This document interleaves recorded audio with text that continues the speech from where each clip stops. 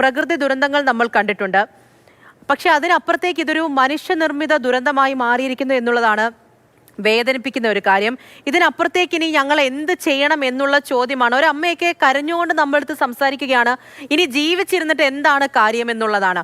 ഇത്ര പണം ഈ വീട് നിർമ്മിക്കാൻ വേണ്ടിയിട്ട് ഈ പദ്ധതിയുടെ ഭാഗമായിട്ട് കൊടുക്കുന്നു. അതിനപ്പുറത്തേക്ക് ആ ഒരു തുക തികയില്ല എന്ന് നമുക്ക് ഓരോരുത്തർക്കും അറിയാം. അതിനപ്പുറത്തേക്ക് അതുവരെയുള്ള സമ്പാദ്യങ്ങളെല്ലാം കൂട്ടി വെച്ചുകൊണ്ട് പണിതുയർത്തി കൊണ്ടുവന്ന് താമസിച്ചു തുടങ്ങിയ ഒരു വീടാണ് ഒറ്റ രാത്രി കൊണ്ട് ഇല്ലാതായി പോയത്, തകർന്ന് തരിപ്പണമായി പോയത്.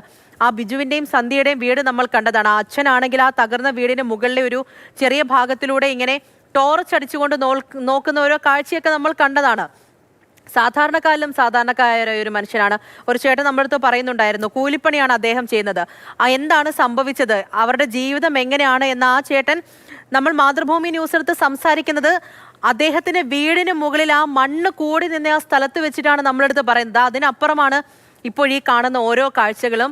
അവിടെ ഒരു ദുരന്തം തങ്ങി നിൽക്കുന്നുണ്ട്. അവിടെയുള്ള ഓരോ മനുഷ്യർക്കും അറിയാം വീണ്ടും ഒരു ദുരന്തം ഉണ്ടാകാം എന്നാണ് അവർ പറയുന്നത്. അതുകൊണ്ടാണ് ഉള്ളതെല്ലാം കൂടെ പറക്കിക്കൊണ്ട് അവർ ഓരോരുത്തരും മറ്റിടങ്ങളിലേക്ക് പോകുന്നത്. ജെയിൻ കൂടി നമ്മളോടൊപ്പം തുടരുന്നുണ്ട്. ജെയിൻ, അവർ ഓരോരുത്തർക്കും പല സ്ഥലങ്ങളിലേക്ക് പോവുകയാണ്. പക്ഷെ എവിടേക്കാണ് പോകുന്നത്? ഒരു ക്യാമ്പ് അവർക്ക് ഒരുക്കി കൊടുത്തിട്ടുണ്ട്, അങ്ങോട്ടേക്ക് മാറാം. പല ബന്ധുക്കളുടെ വീട്ടിലേക്കും പലരുമൊക്കെ താമസ സൗകര്യമൊക്കെ ഒരുക്കി കൊടുത്തിട്ടുണ്ട്.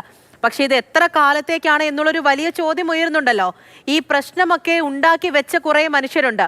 വിള്ളലുണ്ടായി എന്ന് അറിഞ്ഞിട്ടും അവിടെ നിർമ്മാണ പ്രവർത്തനമൊക്കെ നടത്തുന്നു എന്ന് പറയുമ്പോൾ ഇതിന് ഉത്തരം നൽകേണ്ട ഒരു ബാധ്യത അവർക്ക് കൂടിയില്ലേ? അങ്ങനെ ഒരു ഉത്തരം നൽകാനെങ്കിൽ പോലുമുള്ള ഒരു നടപടി ഇനി ഉണ്ടാകുമോ?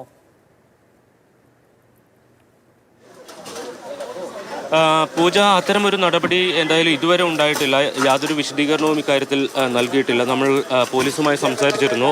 ഇപ്പോൾ ഒരു അസ്വാഭാവിക മരണത്തിന് കേസെടുത്തിട്ടുണ്ട്. അതിനപ്പുറം മറ്റെന്തെങ്കിലും ഒരു നിയമ നടപടി എടുക്കുന്നതിനെക്കുറിച്ച് ഇതുവരെ അത്തരമൊരു തീരുമാനത്തിലേക്ക് എത്തിയിട്ടില്ല എന്നുള്ളതാണ് പോലീസിൻ്റെ ഭാഗത്തുനിന്ന് ഒരു വിശദീകരണം.